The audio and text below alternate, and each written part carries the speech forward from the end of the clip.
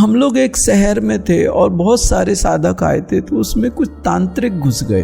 वो मुर्दे के ऊपर बैठ के साधना करते हैं, तंत्र साधना करते हैं। वहाँ पे साधारण आदमी आपको 7 बजे के बाद मिलेगा ही नहीं, और अगर कोई घुस गया तो वो उठा के वो तांत्रिक उसको फेंक देते हैं। एक हल्की सी झलक दिखा दो कि तुम इनके बाप हो, थोड़ा सा डरा दो तो ये क्या हो जाएंगे कि तुमसे बहुत शांति से बात काम करने लगेंगे। तुम्हें इनको पता होना चाहिए कि तुम सीनियर हो। जाएगा क्या जिंदा? जाएगा जिंदा? जिंदा जाना है घर वापस। एक ही बार बोला, जिंदा जाना है घर वापस। मैं आपको एक और घटना सुनाता हूं। एक बात, हम लोग क्या करते थे, एक आपके इंडिया से और इंडिया के बाहर जो एक क्वालिटी के साधक होते हैं जो साधना करते, चक्रा मेडिटेशन, तो हम लोग का ग्रुप था, उसमें हजारों लोग थे। इंडिया के बाहर के भी साधक थे और इंडिया के भी साधक थे।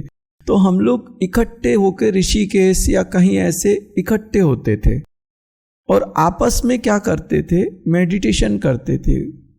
तो उससे क्या होता था, कोई एक चीज जैसे हमसे साधना नहीं हो पा रही, वो सिद्ध नहीं हो पा रही, कोई एक साधना है वो हमसे सिद्ध नहीं हो पा रही, तो उनमें से कोई एक आध मिल जाता था कि जिसने वो साधना सिद्ध कर ली है।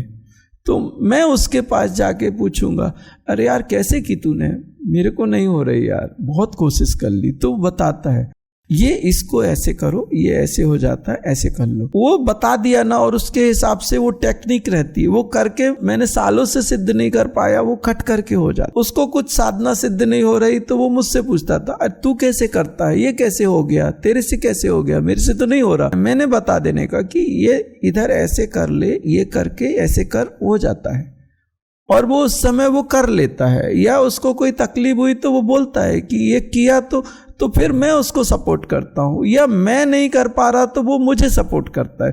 तो हम लोग क्या करते थे, ऐसे एक दूसरे के साथ साधना में बैठते थे। वो आज से कुछ 15 साल पहले की बात है। तो उस समय क्या हुआ कि हम लोग एक शहर में थे और बहुत सारे साधक आए थे, तो उसमें कुछ तांत्रिक घुस गए जो शमशान में बैठ के, वो तांत्रिक होते हैं। एक्चुअल आपके यहाँ पे पीठ है, एक तारापीठ है। तारापीठ जो है वो शमशान में बीच में उसका मंदिर है, और तारापीठ में कंटिन्यू एक चिता कंटिन्यू जलती रहती है। बारिश में भी, रात को भी वो अग्नि कम नहीं होती।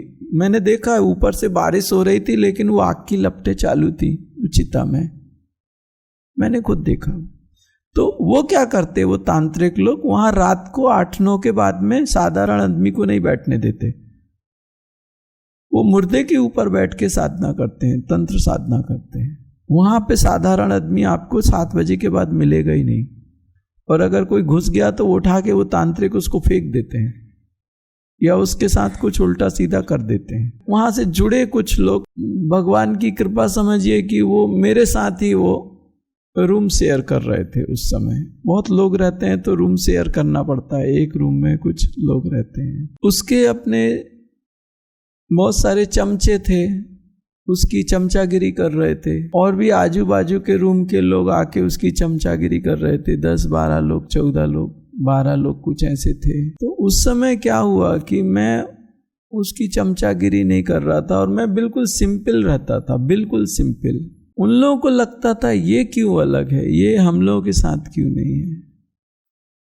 तो उन्होंने काफी मुझे तंग किया, परेशान किया, मेरा मजाक उड़ाया। मैंने कहा मैं साधना करने को आया हूं, मैंने साधना करनी है, किसी से मैंने कुछ फालतूगिरी नहीं करनी, मैं अपने आप को बहुत संभाल के रखता हूं।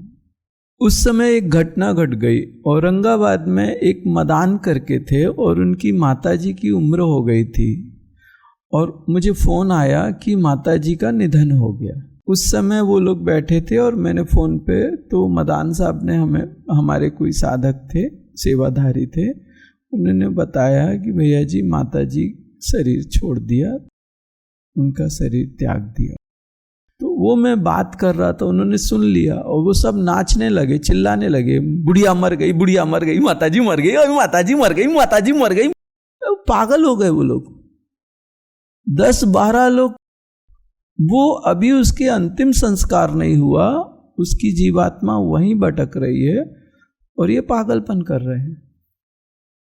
किसी के मरने पे मजाक किया जाए, वो जीवात्मा दुखी और दुख से पीड़ा से भरी है, उसका शरीर छूटा है, विसॉक्ड है, वो अपने शरीर को देख रही है और खुद को देख रही है, क्या हो गया। और उसके परिवार पूरा पीड़ा से रो रहा है, चिल्ला रहा है कि आई कुठे गेली तू, आई आई। उसके बच्चे रो रहे हैं और तू इधर पे तांडव कर रहा है। उसने देख लिया तो लटका देगी एक एक को। मुझे बड़ा खराब लगा कि चलो मेरे साथ तुम हंसी मजाक कर रहे हो, ठीक है, कुछ कर रहे हो, लेकिन किसी जो लेडी अभी मरी उसके नाम पे ऐसा तांडव मत करो, गलत है।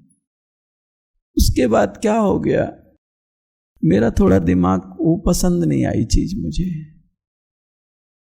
तो मेरे संध्या का समय, साधना का समय हुआ, मैं साधना करने बैठ गया। तो मैं अपनी सिद्धासन लगाता हूँ कि कोई भी साधक जब अपनी साधना करता है तो उसको टच नहीं करना चाहिए शरीर को, उसके आसन पे पैर नहीं रखना चाहिए और उसको टच नहीं करना चाहिए, और हो सके तो उसको डिस्टर्ब नहीं करना चाहिए।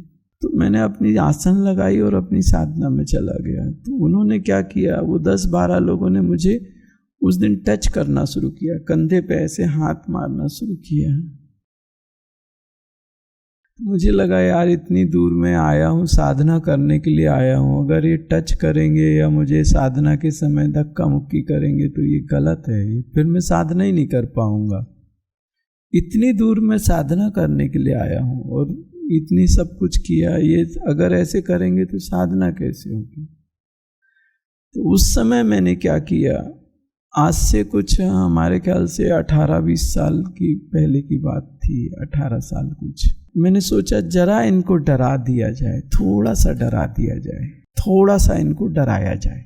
क्रोध का उपयोग किया मैंने शांति से सोचा कि किया क्या जाए। तो मुझे एक अपने अंदर से एक जवाब आया कि इनको थोड़ा डरा दो, क्योंकि इनको अपनी शक्ति का मद है ना, ये तांत्रिक हैं, तो इनको थोड़ा डरा दो। तो तुम एक हल्की सी एक झलक दिखाओ कि तुम इनके बाप हो, एक हल्की सी झलक दिखा दो कि तुम इनके बाप हो, थोड़ा सा डरा दो, तो ये क्या हो जाएंगे कि तुमसे बहुत शांति से बात काम करने लगेंगे। तुम्हें इनको पता होना चाहिए कि तुम सीनियर हो। तो जैसे ही बात आई कि डरा दो, तो मैंने अपने आप में एक संकल्प किया कि थोड़ा सा डराना है, थोड़ा सा, इतना डराना है कि बात बन जाए और ये तकलीफ ना दे। और जैसे ही मैंने सोचा कि थोड़ा डराना है, तुरंत वो जो ऊर्जा थी हमारे चक्रास में, वो एकदम उसमें से एक चीज निकली और वो मेरे जीवा तक आई, और एकदम से जीवा से, मैं आपको इस मंदिर में बोलता हूं, मैंने वो सोच समझ के नहीं बोला, एकदम निकला। मैं शिव मंदिर में बोलता हूं, मैंने पर्पसली वो शब्द नहीं बोले। उस समय मेरे जीवा से एक ही शब्द निकला, वो तांत्रिक बैठा था, जिंदा घर वापस जाना है, जिंदा जाना है ना घर वापस, जाएगा क्या जिंदा, जाएगा जिंदा, जिंदा जाना है घर वापस। एक ही बार बोला, जिंदा जाना है घर वापस। जिंदा नहीं जा पाएगा, जाना है घर वापस। तांत्रिकों के साथ रहता था, वो समझ गया कि ये मामला बहुत लंबे का फंसा है मेरा। तांत्रिक लोगों में एक चीज होती है कि वो अपने बाप के साथ पंगा नहीं लेते।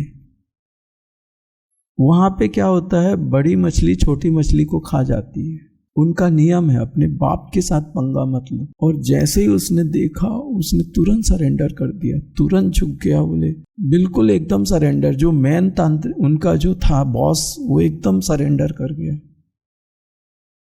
वो समझ गया कि मामला, मैं धोखा खा गया। वो घटना घट गई। तो जो वहां पे जो सीनियर आते थे, बहुत सीनियर थे, वो बहुत सीनियर, उन्होंने थर्ड आई से अपने देख लिया। वहां पे एक नहीं थे, ज्यादा सीनियर्स थे जो इनकी थर्ड आई ओपन थी, उन्होंने देख लिया और उन्होंने मुझसे पूछा क्या है ये। वहां पे मुझे सीनियर्स के सामने खड़े होके, मतलब उन्होंने क्या है बोले, ऐसे कोई शक्ति प्रदर्शन करता है? ये शब्द क्या है तेरे? क्यों शक्ति को इन्वोकेट किया तूने? अरे बाबा किए ही कहां, मैं तो सिर्फ साधना कर रहा था उसके लिए। आप बताओ कि मेरा वो सोचना सही था या गलत था, या मैंने जो किया वो उसकी दुर्भावना से नहीं किया, लेकिन उस समय उस शक्ति का फोर्स इतना था कि जरा सा पुश किया कि वो पूरी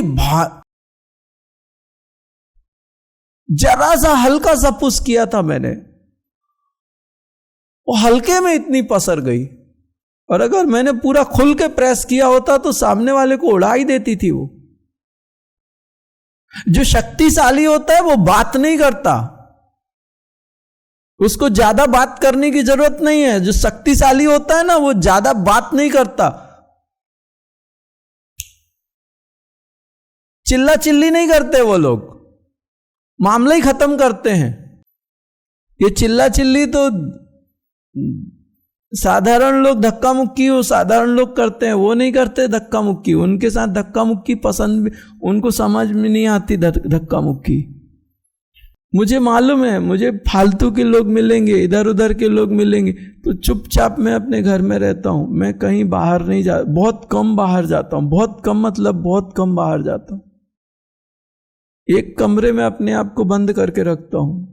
यहां मूर्ख लोगों की इतनी व्यवस्थाएं हैं कि कहां कौन मूर्खता कर जाए और अपने अंदर से कुछ निकले और सामने वाले की बाट लग जाए। वो व्यवस्था ही नहीं आनी चाहिए। अपने कमरे में बंद रहो, अपना जो है जैसा है वैसा चला।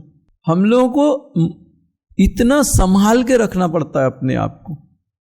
और दूसरी बात क्या होता है, कई लोग मर जाते, भूत प्रेत होते हैं, वो क्या करते हैं, अपने आप को देवी देवता बता के और आपके घर में ये सब करते रहते हैं। आपको मैं एक चीज समझाना चाहता हूं, प्रकृति के नियमों का उल्लंघन अगर आप करोगे तो आपके जीवन में बड़ी कठिनाइयां आएंगी। प्रकृति के नियम है, सृष्टि के नियम है। इस सृष्टि का नियम है, जो जीवित हैं, आपके शरीर में 72% 72% वाटर है, तो इस डायमेंशन में भी 72% वाटर है। आपका ह्यूमन बॉडी परमात्मा ने ऐसा बनाया है कि जो इस थर्ड डायमेंशन के साथ मर्ज हो जाता है, एडजस्ट हो जाता है। जो लोग शरीर छोड़ चुके होते हैं उनको इस डायमेंशन में रहने की इजाजत नहीं है, वो लीगली नहीं है। उनके लिए पितृलोक हैं, ऊपर के लोक हैं, उन लोकों में जाके वो वेटिंग लिस्ट में आते हैं। और कोई माता पिता उन बच्चों के लिए, जब उनको बच्चे चाहिए होते हैं, तो ये जीवात्मा उनके माँ के गर्भ में जाके पहुंच जाती है और एक नया सुंदर सा शरीर लेके इस संसार में वापस आती है। जब तक वो मुक्त नहीं हो जाती तब तक ये जीवन और मृत्यु लगातार चलता रहता है। अगर मृत्यु ठीक से नहीं हुई तो वो मृत्यु आपके घर को शमशान बना देगी। उस मृत्यु को अपने घर में मत रोको। ये आपके धर्म ग्रंथों के अनुसार ये अपराध है, ये गलत है। इसको पितृदोष स्पष्ट रूप से कहते हैं। जो हमारे पूर्वज मर चुके हैं और वो इस डायमेंशन में है या हमारे घर में है, तो उसके कारण उनको जो तकलीफ होती है वो तकलीफ सबको बढ़ती है, और जो पीड़ा है उसी को पितृदोष कहते हैं। अगर कोई भगवती आके कहे कि तुम अपने पितरों को अपने घर में स्थापित करो, तो वो भगवती नहीं है, क्योंकि जो देवी देवता हैं वो धर्मोक्त कार्य करते हैं। धर्म के विपरीत कार्य अगर वो करेंगे तो उनकी शक्तियां नष्ट हो जाती हैं। देवताओं का भी एक उनका अपना एक नियम है, उनकी एक व्यवस्था है। अगर वो अपनी व्यवस्था से अलग होते हैं तो उनकी सामर्थ्य खत्म होती है, टूटती है। और भगवती तो जगत जननी है, वो अपने जो नियम हैं उनको खुद नहीं तोड़ती और न तुम्हें तोड़ने की इजाजत देती है। हम लोगों को भी, अगर हम लोग कोई गलती हो जाती है तो हम लोगों को भी ऊपर से इंक्वायरी आती है कि तूने क्यों किया ऐसा, तब मुझे भी जवाब देना पड़ता है। उन दैवी शक्तियों को या हमारे सीनियर्स हैं वो आपको दिखते नहीं है, लेकिन अगर हम लोग कुछ करते हैं तो उसको हमारे सिद्ध मार्ग के जो सिद्धांत हैं उनके अनुसार ही करेंगे, या उन सिद्धांतों के अलग जाके कभी कुछ किया तो हमें उनको कन्विंस करना पड़ता है कि परिस्थितियां ऐसी थी और ये हो रहा था और इसको रोकने का कोई दूसरा तरीका नहीं था, इसलिए हमने इस चीज को ऐसे किया। हमें उन्हें बात करनी पड़ती है, हमारे को भी वहां खड़ा होना पड़ता है। अगर प्रकृति के बाहर जाके, सिद्धांतों के बाहर जाके अगर मैं भी कोई कार्य करूं तो मुझे उन देवताओं के सामने या उधर पे जाके वो मुझसे पूछते हैं क्यों किया भाई तूने ये, तूने बताना पड़ता है कि ये यहाँ पे ये हो रहा था और ये अगर ये होता था तो बहुत तकलीफ हो जाती थी और कोई दूसरा रास्ता था ही नहीं, इसलिए ये ऐसा करना पड़ा, ये जरूरी था। तो हम लोग भी अगर प्रकृति के बाहर जाके कुछ काम करते हैं तो बहुत सोच समझ के, क्योंकि जवाब देना पड़ता है। मुझे तुम्हारे को भी जवाब देना पड़ेगा, तुम आए हो तो अगर मैंने कुछ किया है तो मैं तुमसे पूछूंगा, इसीलिए मैं तुम्हें सेशन स्टार्ट करने के पहले माइक देता हूं कि आप अपनी बात कर सको। मैंने तुम्हारे जीवन में अगर कुछ किया है तो मैं उसकी रिस्पॉन्सिबिलिटी लूंगा। अगर मैंने किया है तो आप यकीन मानिए कि रिजल्ट आएगा, लेकिन अगर आप कहीं चूक गए हैं और आप मेरे हिसाब से नहीं चल रहे तो मैं बताऊंगा कि आप कहाँ चूके हो और क्या गलती की। कभी भी ध्यान रखिए, आप जब किसी साधु से जुड़ते हो तो परमात्मा से ऑटोमेटिक जुड़ जाते हो।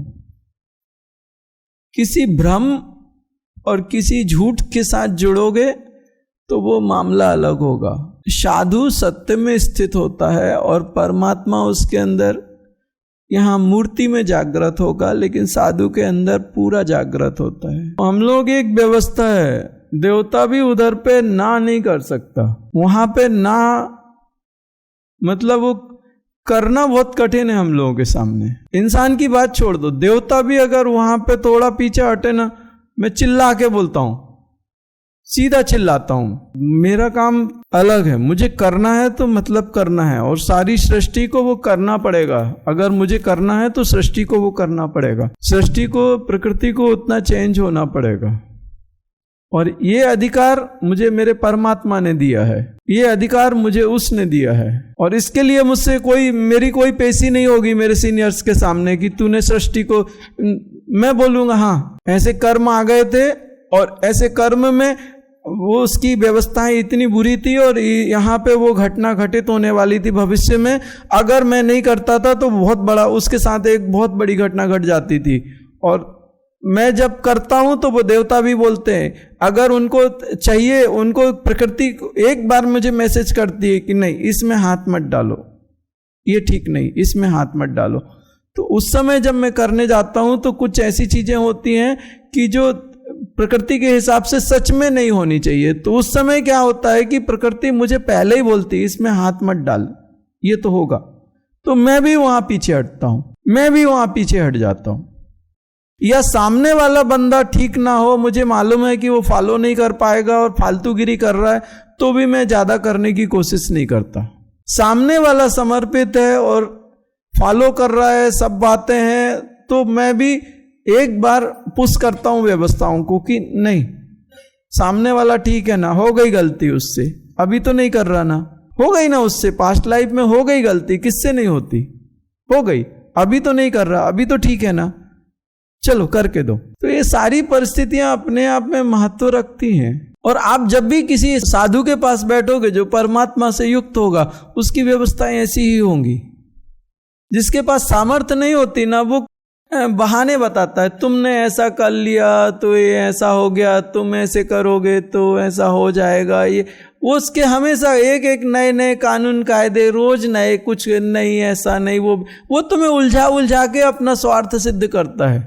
जिसके पास पावर होगी ना, वो सिर्फ नजर, ऐसी नजर उठाएगा, काम खत्म, उसकी नजरों में ही पावर, वो खट करके काम खत्म करता है। उसको ये सब फालतूगिरी करने की जरूरत ही नहीं है, वो सीधा बोलता है ये तुमने किया था, ये ऐसा इसलिए हो रहा है, वो बदल दो, इसलिए ये नहीं होगा, उसके रीजन है। पैर में अगर कांटा लग गया तो कांटा निकाले बिना मलहम पट्टी क्यों कर रहे हो? पैर में कांटा लगा है तो कांटा निकाल लो।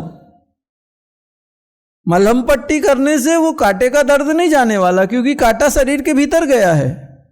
वो सीधा बोलेगा ये अलग करो, ये नहीं होना चाहिए इधर। कांटा निकल गया तो कोई भी डॉक्टर आपका मलहम पट्टी कर सकता है। तुम कहोगे कांटा मत निकालो, मलहम पट्टी कर दो, पेन किलर दे दो, ये गलत है तुम्हारा हिसाब।